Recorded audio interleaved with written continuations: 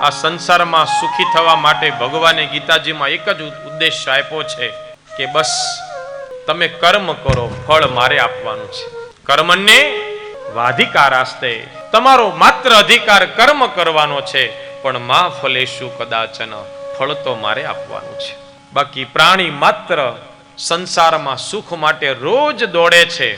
આખી જિંદગી માણસ સુખ ભોગવા વિચાર કરે, ધનનો ઢગલો પેલા ભેગો કરી લઉં ને, પછી હું તીર્થયાત્રા કરી, પછી હું આ કરી, પછી આમ કરી, મોટા મોટા સપના જોવે છે.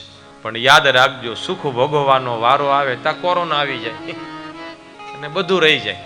આપણે જોયું ને, કોરોનામાં બધું મૂકીને વીએ ગયા, બંગલા ખાલી થઈ ગયા. આપણું આયુષ્ય ભગવાન શ્વાસમાં નક્કી કરે છે, વર્ષમાં નક્કી નથી કરતા.